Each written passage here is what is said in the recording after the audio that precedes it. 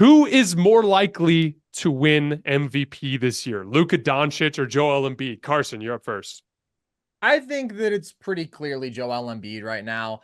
He is having a historically great regular season. It goes without saying that we've never seen 35, 12, and 6 on 65% true shooting. Unfathomable. And he has been a better player in effectively every way than the man who won MVP last year. He's shooting 51% from mid range, 35% from deep. So he's improved as a jump shooter. His playmaking has been much better, not just the production, but I think he's been more comfortable taking on those responsibilities, running more diverse actions as a playmaker, more handoffs, at times even handling the ball in transition and whatnot. And then I do think that he has been better dissecting double teams and whatnot. And he's the driving factor behind a top 3 offense and a top 3 defense that has just been utterly dominant when he plays. Of 25 guys who protect the most shots at the rim, he has the second best opponent field goal percentage differential. He holds people like 13% below their typical percentage at the rim while he is putting forth these unprecedented numbers offensively. And again, the team success, which is always a major component in MVP conversations. We went almost 30 years without a guy who wasn't a top 2 seed winning MVP. And I understand that precedent has been broken a bit in recent years with Russ winning as a 6 seed, Jokic winning as a 4 seed, but it certainly still matters a lot. And Philly is 20-5 when he plays. They are 1-4 when he doesn't. They are a plus 13 points per non-possession team when he is on the floor, just blowing people out. And yeah, they've had an easy schedule, but I mean, again, versus last year when he was MVP, he's scoring more, shooting better, playmaking better, rebounding better, and defending better on a better team after losing James Harden. And a lot of those differences are marginal, but they amount to something that's pretty significant and crazy impressive coming from the place that he was as a regular season player last year. Now, how does this all scale to the postseason? That is going to be a different question, but I do feel better about him in a playoff setting as this version of himself if he can maintain this jump shooting, if he can maintain this playmaking. Those, along with health, have been the biggest things that have let him down in the playoffs. And I think he's the best that we've ever seen him in at least, actually, all 3 of those categories. I mean, he's been very healthy this year. I don't know if I'm ever going to expect him to totally hold up throughout a multiple series playoff run, but he's playing unbelievable basketball. Luka is unreal. And the one thing that I do want to shout out for him is that if he sustains being a 38% plus 3-point shooter, he is effectively an unstoppable basketball player, because the one frustration I've ever had with Luka is, man, he is basically unstoppable getting into the lane, right? His change in pace is so phenomenal. He is so big and strong and such an unbelievable touch shot maker. And then just a generational passer, the skip passes, the lobs. When he hits that painted area, you're basically guaranteed a good shot. But we've seen these stretches where he's settling for step back 3 after step back 3. And you can just be like, man, you could be creating higher quality shots. If he's going to make 38% of his threes, you can't even have that complaint anymore. Like, the guy is unbelievable. And I think people are a little bit quick to forget or to just sort of not fully appreciate that he is having as great an offensive start to a career as we have literally ever seen. Like, Jokic took the leap from all NBA guy to, oh, wow, this is the best offensive center ever at 25 years old. LeBron didn't lead a top 8 team offense until year 6. Steph took the leap at 25, 26, right? Luka is 24 and has been doing these things night in, night out for 5 years, just waltzing into efficient 30-point triple doubles, leading top 5 offenses with mess supporting casts. And he's just taken little leaps year after year after year. And I feel like sometimes people are just sort of numb to what he does because we've gotten used to this standard of him as a top 5 player, but it's not normal. In fact, it's almost impossible to be a top 5 player as a second-year guy. And again, he has continued to improve. So I do want to shout him out because he's playing at an unbelievable level. But I think when you consider the elite two-way impact, the elite team success with Embiid, who is also playing at this unbelievable level offensively, he just makes the better all-around case to me. I completely concur, and I think you make an interesting point with Luka too about how people don't fully appreciate him. I think they can kind of pigeonhole him into that James Harden kind of, oh, he just pounds the rock, and yeah, he just pounds the ball. That's what he does. He's a dribbler. I wouldn't have Luka as my MVP. I would have Embiid. Uh, you lay out pretty much all the key factors, Carson. The two-way impact, and I think a big difference. I know I said this at the start of the year, and I think it's been a mutually beneficial move for both teams. I really do think the 76ers have benefited from being without James Harden. They were 27th in pace last year. They're 13th in pace this year. I still do worry about the transition defense a little bit, but I think playing faster and more up tempo and not having as big a defensive liability as a guy like Harden out there has been big for Philly. But it has been a beat, and it's absurd. You mentioned the mid-range shooting numbers, Carson. He's shooting 51%. Among players that are attempting at least 3 field goals from the mid-range area, he's second in field goal percentage, only behind Chris Middleton. That's absurd. I mean, it's just unstoppable. When you have a guy that is this physically imposing, this strong when he gets on the low block, he's 68.5% in the restricted area. He's so physically imposing, you have to play off of him and give him a cushion because you just can't give him a lane. Well, if you do that, he hits a little crossover, bang, pull up in your mouth. It's just unstoppable offensive basketball. And you make the best point, Carson. Somebody, I can't remember who said this. I saw it in the comment section somewhere. They said, Embiid's playing hard so he can win his second MVP and then rest in the playoffs. I hope that's not the case. I hope that Embiid can continue this because he is playing like the best player in the world on both ends of the floor. That's going to be the big test. But right now, he is unequivocally my MVP. So I think Luka's doing more with less this season, for whatever that's worth. I think him basically converting a roster of one sign and trade and then a bunch of veteran minimum guys, and with Kyrie being largely unavailable, with Josh Green missing a lot of the season, Maxi Kleber has been one of the best front court defenders for them, has been out for a while.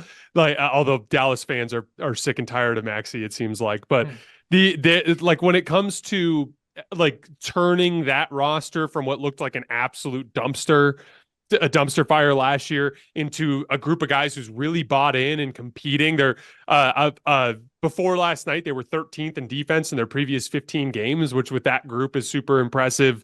That like every night it's different lineups and different rotations that he's making work. That said, everything we know about NBA history tells us like it's the better player on the better team that typically ends up getting an MVP. Mm-hmm. So I think it's far more likely that Joel Embiid wins the MVP. I just think Luka is a more deserving, just purely from the standpoint of doing more with less. That said, we're splitting hairs. I'm not trying to pick on any individual player. I want to dive into the individual topics a little bit or the individual players a little bit deeper, though, from the standpoint of ranking them in the league. So I think, obviously, when it comes to the older guys, the guys like Steph, I don't want to like write him off entirely because obviously there is potential for the Warriors to make a trade and for him to be right back in that spot next year. So I want to remove him from this discussion for a second. I just want to look at 4 guys. I want to look at Jokic, Luka, Joel Embiid, Giannis. I want each of you guys to rank each of the 4 of them. If you had to start a playoff run tomorrow with a league average roster at every other position, how would you rank them? Start with Carson. Oh, man. I was hoping that you'd buy me a little bit of time here. Okay. Jokic is pretty clearly 1 for me. I think that he just had one of, if not the greatest offensive playoff runs that we've ever seen. I think he is legitimately unstoppable there. I think he's the best half-court offensive player at the very least that we've ever seen. It's the combination of overwhelming strength, unbelievable touch shot making with all-time great passing, his versatility, everything that we've talked about. He's pretty clearly number 1 for me. Now it gets really tough. I think that Giannis has a limitation as a half-court shot creator that we have seen bite him before. But I do think when you pair him with a guy like Dame who can cover up for that a bit, then you get lots of overwhelmingly all-time great value. Hold on. We're imagining league average players at every position. You do not have Dame at the point. You have league average players. So if you think of it per position, so if I've got Luka, I got league average other 4. If I've got Embiid, it's league average non-centers, right? So that's the way we're putting this together. Same goes for Jokic, by the way. Yeah, man, that makes it really tough. I think that I would still have Giannis too. If Embiid were able to play at this level over a postseason run, I think he is a more complete offensive player because of the level of shot maker that he is. But we have seen Giannis find more success in playoff settings on the back of just overwhelming physical force than we have when Embiid's jump shot does fail him, when he is relying a bit on foul grifting and those calls that are free throws in the regular season turn into wasted possessions in the playoffs. Because we haven't seen it from him, I'm going to give the edge to Giannis at 2. And I actually think I'm going Luka at 3. And there's an argument for Luka at 2 as well, because he is one of the greatest playoff performers offensively that we have ever seen. I mean, he just waltzes into, I think it's like 33, 8, and 9 on damn good efficiency. Again, you just can't take it away. And I do have some questions about if you're scaling to a title team, right? Does he need to be willing to do more away from the ball if it's curling off of screens and whatnot? We've just seen the precedent that these crazy ball dominant offenses where you're super reliant on one player, overly heliocentric, you tend not to win a title that game. But if you're giving me average everywhere else, I kind of think that's when Luka's value is at its greatest, because he can carry you every single possession and he can do so much. That almost makes me want to put him 2, but I'm going to give respect to Giannis, what we have seen from him in the 21 and 22 playoff runs, that two-way value, that level of physical force. And then Embiid is 4 for me. He's very close. I think that I have more respect for his game now than ever before, even though he hasn't done it in a playoff setting yet, just because I do think we've seen improvement. But I've always been comparatively an Embiid skeptic in the playoffs, and we're kind of going to have to see him answer the bell there for me to move him above these other all-time talents. This is a phenomenal question. And Carson, you say exactly why I might consider Luka for number 1. No, settle down. Shit. Shit. Settle down. Settle down. I mean, No. It's the wrong Balkan boy. I guess I would go Jokic 1. He's the best player on planet Earth. You're going to let him bully you off your spot like average that? guys. No, it's Luka and Jokic are 1 and 2 for me. The only reason I'll go Jokic is because rebounding matters. I think Jokic can dominate the interior and the glass. He just has more versatility and more impact, where Luka, I think, can carry me offensively. But those are my top 2 for sure. I'm going Jokic 1, Luka 2. And then, dude, I really wonder if I want to go Giannis 3 with his offensive limitations. I mean, a league average roster. He's such a weapon defensively. He's so physically imposing, but I'm scarred. And considering how, like, by that Heat series last year, how much he crumbled, how much he needed Middleton and Holiday in those late moments against Miami. And I know that he missed 2 games in that series. Damn.